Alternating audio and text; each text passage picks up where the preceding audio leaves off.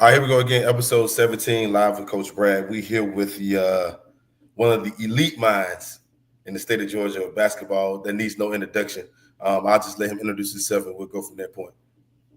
I'm Charlamagne Gibbons. I'm the head coach at Gainesville High School here in Gainesville, Georgia, home of the Red Elephants. And I don't know about elite mind. I just, basketball is kind of a passion, a hobby. So I don't know about the word elite though. No, you elite now. I don't know who. Yeah, you need them flowers, man. You definitely. Well, I definitely appreciate that then. Oh, for sure. So when we talk about, just kind of give some insight about some of your basketball career. We could kind of start with you as a player and what you've done, and then we can lead to some of your coaches' accomplishments, and then we can also go into where you've coached at, because I know we have an extensive relationship that goes back way before, you know what I'm saying, coaching at the high school. Yeah, way back, man. So kind of just get some insight about that and who you are and go from that point. First of all, I'm from Montgomery, Alabama. Years ago, I'm from the Gump. Yeah, from the city. For those who've been around Alabama, we from the city. So, but I played at Lee High School, which is not even the name of the high school anymore. Lee, I played at know University that. of Alabama. Yeah, I played at Lee. Yep. Played at University of Alabama, Huntsville. Finished at Auburn, Montgomery. Was a pretty good player. I tell my guys all the time, I wasn't Michael Jordan, but I was a good enough player to play long enough to get my college degree paid for and chased it for a little while. But coaching has always been a passion of mine. Really got into coaching. Started off in Covington at a middle school. I started off in Alabama coaching. That's how John Michael and I are so close. I was his high school coach. Okay. So glad to see the success he's had. But yeah, I've been doing this for a long time. And then I came over to Georgia. Georgia's always had big basketball. Even when we grew up in Alabama, the players in Georgia were always kind of something we kind of looked up to because they had, a bigger stage, obviously, in Atlanta. And so as a coach, I wanted to come and get in that environment. I really love high school basketball. So get on this stage in Georgia. And obviously I started as a middle school coach and then kind of worked my way up Morgan County. Thought we had a little success there. Mm-hmm. A lot of success. Left there. Yeah, a lot of success. First state championship in school history. And then they went on to do some really great things in the years after I left. But, every coach wants to have a chance at a college job. And so I took a job at Florida Atlantic as an assistant coach. I know a lot of guys always say it's easy, but it's not easy to go from high school into a recruiting position and into assistant coaching role, not just player development, but actually, being on the road and handling a lot of things inside the program. Realized I really liked high school coaching, and I came back and did a year at Stars Mill, which was great. And then obviously had a really good run at Newton. And now, I'm a Gainesville Red Elephant. So we're going to see if we can make this thing pop as well. Oh, for sure. No, so kind of, because we met when you were back in Florida Atlantic, and that was a special time for me for AAU too as well. I don't even coach it. Right. You had some guys. We definitely were chasing those guys around. Oh, for sure. And what you do on the South Side though, people don't realize is that even when I first got into coaching, we did a lot of junior college events and high school showcases down on the South Side of the old Jonesboro Hoops and Fitness. So people don't realize it's always been a lot of talent. You've just done a great job of now kind of organizing and then bringing it forward. And obviously, then we were recruiting. You had a number of guys that obviously we were chasing around. But, it's a big thing of the talent that you've been able to amass in the South Side and organizing that thing now. And people don't know this, but people go way back when they see this stuff starting to grow, Oh, for sure. And that's the purpose of having these communications and conversations like this, to kind of show the relationships that's been built over the years. This is nothing new. You know what I'm saying? And then also, too, to give you your flowers, too, as well, for all the accomplishments that you had, man, because I know that you're a hard worker and you keep your head down. But I think it's important that we build each other up, and you know what I'm saying, and let it be known. And then also shine light, you know what I'm saying, too, as well on everything that you're doing and going from that point. Now, some of the high schools that you mentioned, I mean, you talking about some of the best of the best. I mean, we talking about Morgan County, that when they went down to Macon, sold damn it. I can't cuss on here, but almost sold out. You know what I'm saying? Macon, you know what I mean? And we talking about Newton, which is always been one of your perennial powers in the Covington Conyers area for a very long time. And then you talking about going up to Gainesville, which has a rich tradition of just winning, not just with basketball. You're talking about baseball. You're talking about all these other different sports. You know what I mean? So being in that situation in that community, you know what I mean? That speaks a lot about you as a coach. It speaks a lot about, you know what I'm saying, how you organize things too as well, and move from that point. So when we talk about Coach Gibbons, right? Not basketball. When you talk about basketball, Gibbons, who is Coach Gibbons? Who is that? Who is that? We know you're from the Gump, and now if you're from Lee, now Lee a little different over there. Everybody don't know that now. It is different. You got to be one of those. You got to be one of them ones to be from Lee now. Yeah. Yeah. So who is Well, obviously I'm a father. I got two daughters who are playing Division I soccer. My oldest daughter actually is playing tonight on TV for the University of Cincinnati against Notre Dame. And I got a daughter who's a high school senior who's committed to the University of Miami. So I've pseudo become a big soccer dad, kind Yeah. of in my spare time. So you probably see me every weekend, kind of on the pavement, going to see them play, and I spent a lot of time and really kind of fell in love with that game as well. Didn't know much about it. Obviously, they're from Alabama. Like, you ain't play soccer. That was not a big thing at all. Yeah. And so You kind of playing the following other my daughter. football. Yeah, the other football, well, I said the real football. But no, my wife and I spend a lot of time just following our kids, man. Like, we pour into our kids just like we poured into the families and the kids we've had through basketball before. And man, we pretty simple, man. Barbecue on Friday nights and on the soccer field on Saturday mornings, man. We pretty easygoing people. Oh, that's what's up, man. That's what's up. Now that's saying a lot about your pedigree. Now you producing Division I athletes. That ain't normal. You know what I mean? But congratulations to you and your Their mom family. was a good athlete too, so I ain't gonna take all Oh, the for credit sure. for that. Oh, for sure, for sure. It takes two. It takes two. No, I get it 100%. It So does. when we It kind of does. dig into basketball, right? We obviously we know that it's early, and it's I watched you guys in June, of course. Very, very, very, very, very good team with a promising future. But would you know that you have that much talent? I mean, of course, it's nothing new to you, but with that much talent, with the promise that you have, like, kind of give some insight on what your structure kind of looks like from a development standpoint, from the weight room, from the on the court. Because a lot of people. I mean, a lot of people do know it. I think more people need to know that your structure and the way that you go about your day to day with your guys. I think that is a tremendous thing that you do, and then it's something that you learn over the years, and then also being at the college level, it kind of helped you, create a format. So, kind of give some of your day to day of what it looks like being a red elephant. Well, first of all, my dad was a college basketball coach. He was probably the first Black Division I coach in the state of Georgia history at Georgia Southern, and they helped break the color barrier, back in the early '70s. And so he and I, just growing up in house, obviously with a college basketball coach, he oftentimes talked about structure and development. And he always said, you can't take a job if they're not going to allow you to set your day up for success and development of young people. And so, every job I've had, hats off to all the administrations I've had that have allowed me to come in and kind of set the day for our players. And when we talk about development, we're also talking about doing their work in the classroom. I know since COVID, the test scores aren't there as part of your eligibility, but my first 15 years, you had to have the test scores as well as the GPA. And so, it's structuring your day for the athletics is one thing. But we also had a big game plan for the academic piece. So I've never had a kid that was ineligible due to not being able to make their test score or GPA or something. We take a lot of pride in that as well. But that's part of our structure too. But I will say this, that every day we treat basketball like we treat math. If you're gonna go to math class every day, you're gonna have a basketball class every day. And so we've been able to kind of implement that in our school days.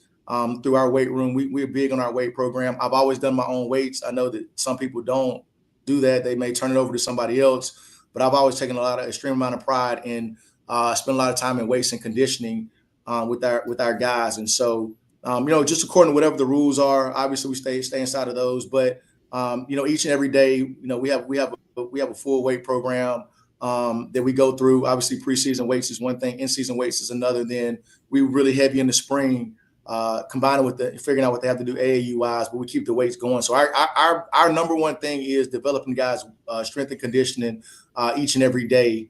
And then obviously, like after Labor Day, we'll begin the 4-on-1 workouts. We have groups that go in the morning. We have groups that go in the afternoon as well. And then we do that all the way down to our sixth grade program. And so they're on the same thing. We have weight programs in our middle school. We also have 4-on-1s for our middle school after school, because it's a little bit more difficult for our middle school guys, but our coaches still do the same thing with them. And we keep this thing going year round. Like when our season is over with, I mean, obviously you want to be state champ every year, but if it doesn't happen, we're back to our 4-on-1s again, because I do tell our kids, and our families that, our job is to also build the best version of these guys for college. If you're going to go to college, just because the season over with, don't mean you're not getting ready for the following season. So we really spend a lot of time in the spring, really a lot of one-on-one stuff coming out of the season, a lot of video breakdown of what wasn't good enough, what college coaches are going to be watching in the spring and in the summer. And so we really attack those things extremely difficult. So I think that part of it, and then having some really good assistants. If you look at the assistant coaches I've had over the years, all those guys, I've had a lot of guys who are head coaches. I actually had I think either 4 or 5 coaches that have worked for me that were in the Final Four this year, not including myself, obviously. But you That's take a coach lot of status.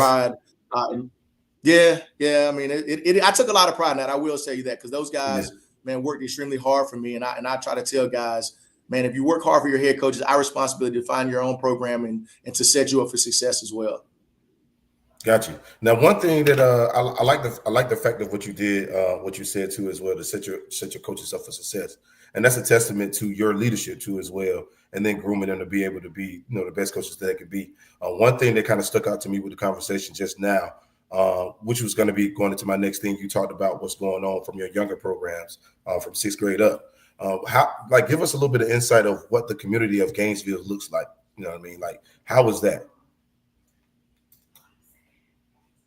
Well, Gainesville is a very powerful and historic program in all sports, like you said earlier: baseball, football, women's basketball. Obviously, Tasha Humphreys played here in women's basketball, who had one of the greatest runs of any player, male or female, in the state of Georgia. Shout out to Tasha. So they've been successful all around the board, and the goal here and the mission here is for us to have success. Not just in your primary sports, but on some of your alternative sports as well. And so Gainesville supports everything. Obviously, the red elephants, you kind of see that everywhere.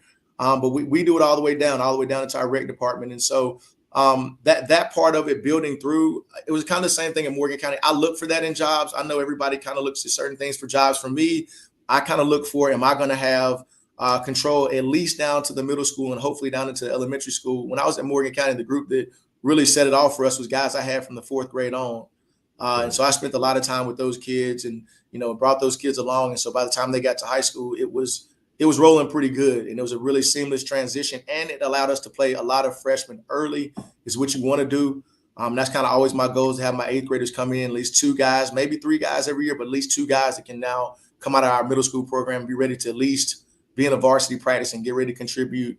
You saw us have a little bit of that this summer. Our bench guys this year were freshmen this summer that you saw for us in the GBCA, and a couple of those guys, made a little segue. People were like, oh, they're freshmen. Like, yeah, they're freshmen, but if you've been doing the same thing the high school kids have been doing from the 7th to 8th grade, it's a seamless transition to your freshman year. See, 2 goats. Now, I don't know about me now. I know it's 1 goat on here now. I don't know about me, man. I'm just trying to figure it out. Man, you know how it is, man. We do it because we love it. For sure, 100%. Now, so last year's season, right? Talk to me. What's your thought? What's your takeaways from last year's season?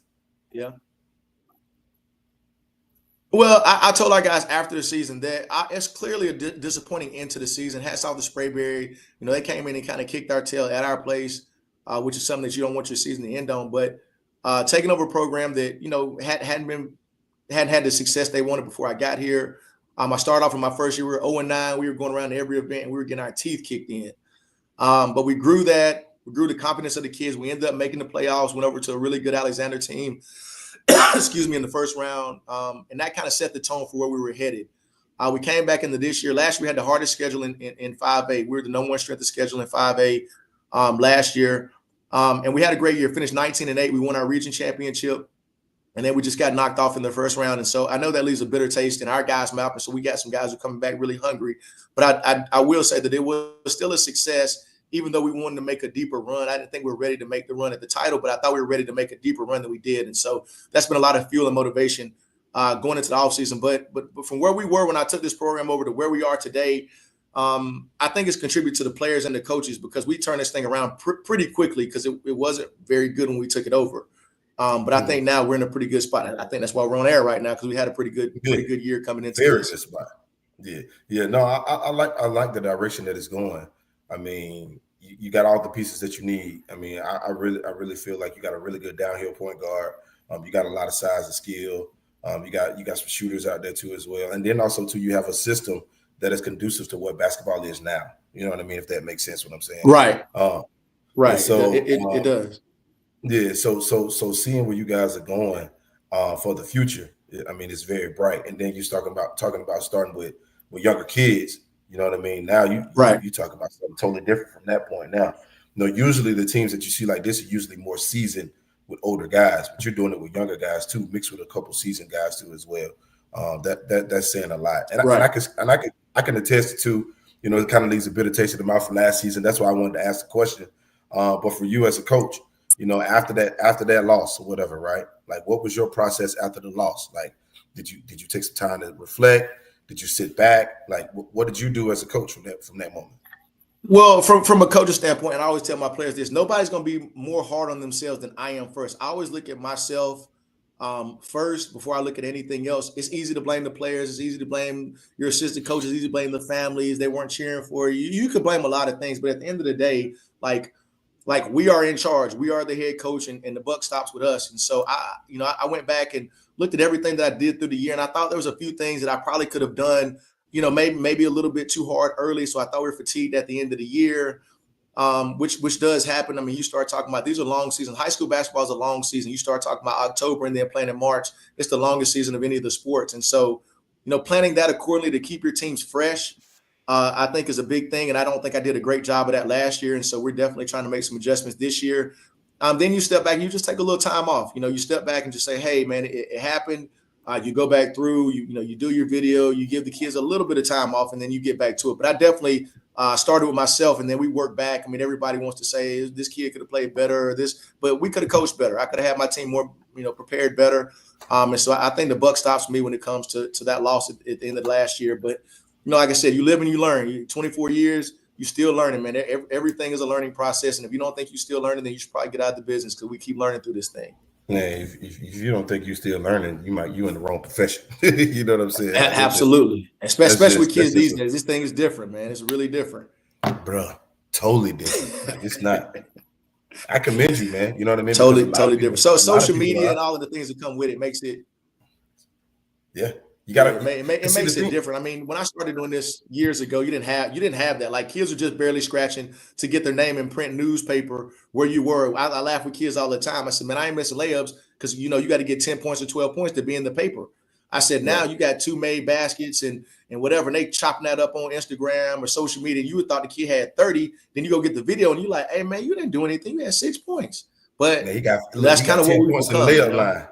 He got 10 points in the layup line. And we video in the warm up. That's the big. We video in the warm up. You like, man, you gave me 30 minutes of warm up on your highlight film. Like, man, give me some real game action. Hey, look, that video gonna hit a little different when you see him spinning that ball at the free throw line. You already know what's going on. Yeah, you already know, man. You already know. Ain't nobody seeing no free throws in no highlight video. That ain't what nobody want to see. Not of good players anyway. Nah, for sure, 100%. So when we talk about your team breakdown, right? Of course, you have a. I mean, you got a squad. You know what I'm saying? Who's some of the guys that you're looking for to be who they need to be? Who are some of the guys you have an expectation for them to elevate more, to add more value? I mean, I think for us, it starts with our point guard. I mean, I think KJ White, Kevin White is one of the better point guards in the state. Obviously he's not a big kid, but man, he's super productive. I think whatever college coach, ventures out and takes the opportunity on him, and how it is, sometimes kids are not the prototypical size, but I had Tukey Brown too, and they said he wasn't a prototypical size. So, that see how that worked out. Obviously, Georgia Southern's all-time leading scoring legend. Yeah, absolutely. Still playing basketball. He was up here. He was up here about 2 weeks ago working out. So basketball is taking him a long way. I mean, I don't want to say that Kevin White is Tukey Brown because he's not, but I think he's a very impactful point guard for us. He's the engine that kind of makes it go. He and Charlie Gershman, who's a Belmont commit, has come out and really as we've kind of stapled this program down, he's really grown his game. Quinn Mansfield, a Troy commit, came in last year and really grown his game. Obviously, Brandon Nelson is here. He's had a great summer and he's been really good for us in the 3 years he's been here as well. We got Kevin Curtis, who came in right as the summer was getting ready to start, who's growing himself. Obviously, bigs. People think that bigs are supposed to be Shaq, and I was like, Shaq wasn't Shaq until he was. Right. And so with these bigger kids, it takes a little bit of patience and it takes a little bit of day to day. But that with our group is great, man. They're great camaraderie. You got guys. When you get kids who already kind of commit, sometimes your locker room gets a little bit funny, and this guy and that guy. Especially when. Just because you're a Division I commit don't mean you're the engine that makes it go in your team. And so, I think credit to our guys and credit to all of them. They understand and respect each other's value and they respect each other's talent. And it doesn't happen that way. And we try to play a style. I did the same thing in Newton. I did the same thing in Morgan. It's very hard these days to have multiple college, I'll say college players, Division I, Division II, junior college, Division I, obviously on one team, because it's 32-minute high school game. It's only 160 minutes to go around total for your team. So Right. I think they bought into moving the basketball, being unselfish, pass up a good shot for a great shot. There's nothing wrong with assist, a hockey assist, a great cut. So we try to value those things. But I think those guys, especially the aforementioned guys that I just talked about, I think they bought into that. I tell people all the time, I've had some great players. Steph Castle, obviously, rookie of the year, but he was a junior at about 12 and a half, 13 points a game and got recruited by everybody in the country. And so I think I've kind of used that model with everybody I've had. Like, man, if you're a good basketball player, college coach ain't asking, did he average 23 points or 12 points? He wants to know, can this kid come in and function? And so this group of guys we have, they've really bought into that. I mean, like I said, 2 Division I recruits already on the same team. We're probably going to have a number of other guys that are going to sign. I think all of my seniors will sign at some point somewhere, with our group. And so I feel confident about that. But just their buy-in, I credit those guys for their buy-in, and their families buy in too, because if your families don't buy in, it don't matter what kind of coach you are, it's hard to beat that car ride home every afternoon, 100%. And just so you said a lot right there, and it sounds good now. You did your thing now. But that Stephon Castle piece, you just can't skip over that like that, man. How was that coaching that guy? How was that? Well, I'm gonna say this. I've had some great families, but the buy-in from his family, considering the level of talent that he was and how his family could have acted in any situation. He didn't start as a freshman. He played off the ball as a freshman. And it wasn't that he wasn't good as a freshman. Please don't ever get that twisted. He's a really good player as a freshman. But I'm tasked with bringing players along. That's what you task your high school coaches with, is to bring players along. And that means step by step by step. That doesn't mean give them the keys to the car and say, hey, man, you might crash a few times. Good luck. No, that means show them. That's man, give them the driver's permit. Yeah, but you want to learn how to drive it, right? So you got to get the permit, right? Once you get the permit, then you need to do the 6 months of, monitor driving with the parent. Then you get the opportunity to now drive, but you got to be home before midnight. Then they give you the free license. Well, I look at basketball the same way. I'm on my guys about driving. All my kids will tell you, coaches be the main one, like, yo, you ain't got your license, you ain't got your permit. You got to learn how to start driving. Because I think that driving is the same thing we're doing with your basketball career. We're bringing you along step by step by step, and eventually want to get you to the point where you're by yourself. I think Stephon is like the perfect example, and his family is the perfect example of allowing that process to play itself out without trying to skip steps. I want to go to just being a driver. Forget the permit. I just want to drive. They did it step by step. And if you go back and watch his development year by year by year, and then obviously got to his senior year, and I thought he was the best player in the country. And I said that in the summer 100%. Before we started. I thought he was the best player in the country. And that's just my opinion. People can say you're biased, but if you never talked to me about basketball, I'm a very and he was. But he was a joy to coach. There was never a day when I'm like, man, I got to try to work through this. Like every day, man, not just him, all those guys on that team, they gave you motivation as a coach to come in there and give them what you had, because they brought energy as well, and they brought positive energy. And I thought he was the leader of that, not coming in like, man, I'm already this. I ain't got to do this. I'm already committed to UConn, or I ain't want to do all this. Like, man, nah, he was never like that. And I think that's a credit to what he did at UConn, the role they asked him to play in his first year. Hey, man, certain shots we're probably not going to let you take as a young player. And then obviously that translated into the NBA and then being rookie of the year. But I think that's his superpower, man. Just being able to be coached and be a great teammate. And then you see, obviously, the talent is, speaks for itself. 100%, man. And I just wanted to kind of shine some light on that and have that conversation. And the only reason I even brought up his name, because I just wanted to let it be known that you know what talent looks like.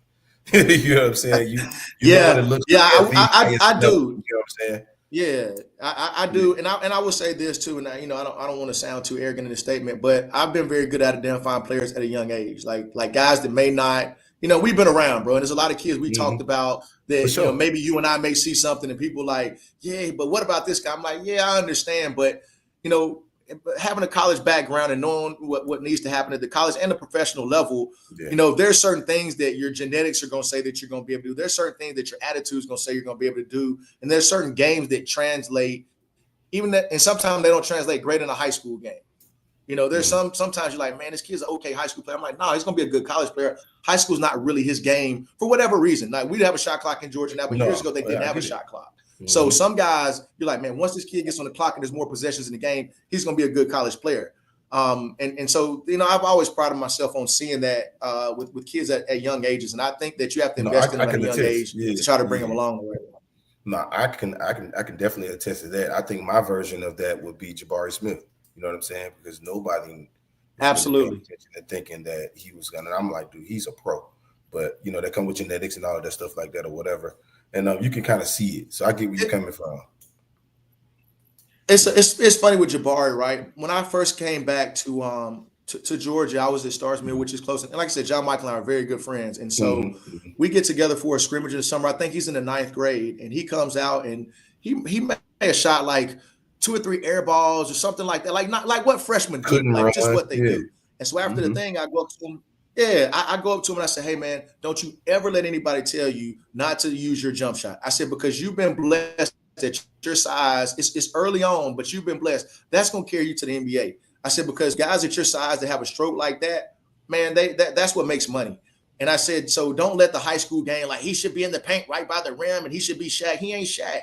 He ain't Shaq, but he's just made a lot of money on his second contract. So Hello. so I think that he's a great example of what the professional game, what the high level college game is like, and sometimes doesn't exactly shine out in a typical high school game. And was he a dominant player? Absolutely. But I thought his better days were college and the NBA, which is what you're seeing right now. 100%, 100%, 100%. So when we talk about the, of course, thank you for being a part of our event, the Metro Atlanta High School Fall Shootout. What were some of the things for you that was like, of course, we know the relationship and things like that, but what were some of the things to you where it was like, you know what, I think this is something I want to get my guys into?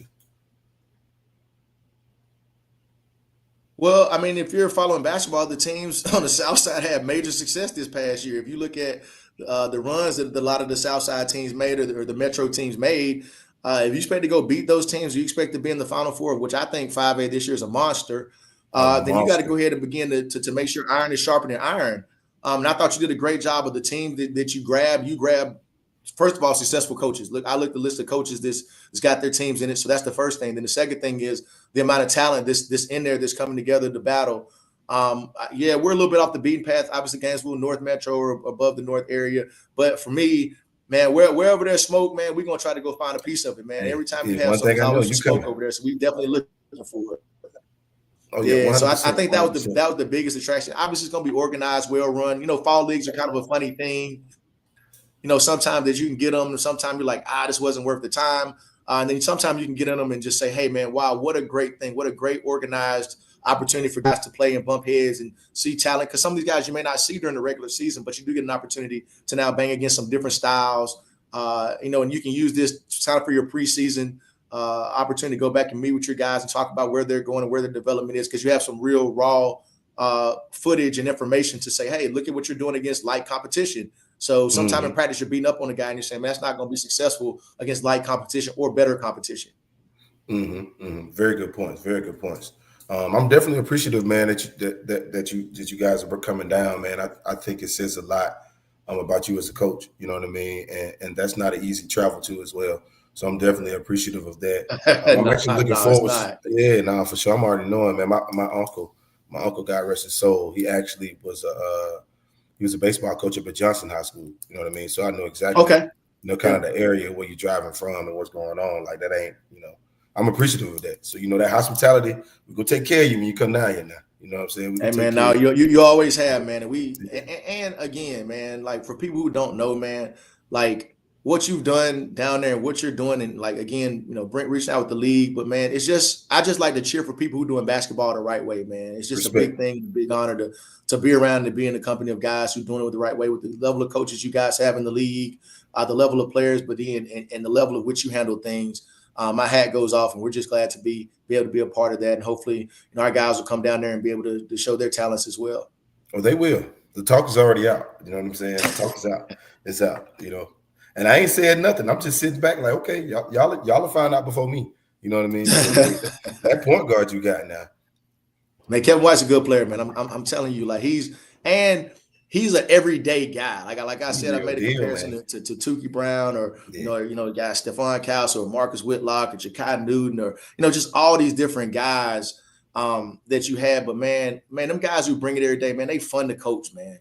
they really fun to coach. He's one of them kids that like, hey man, when you show up every day, you know that joker gonna be ready to play some basketball. And that's all you're asking as a coach, man. Guys, we have the energy for the game. 100%, 100%. But no, man, I'm definitely rooting for you this year. Rooting for the success.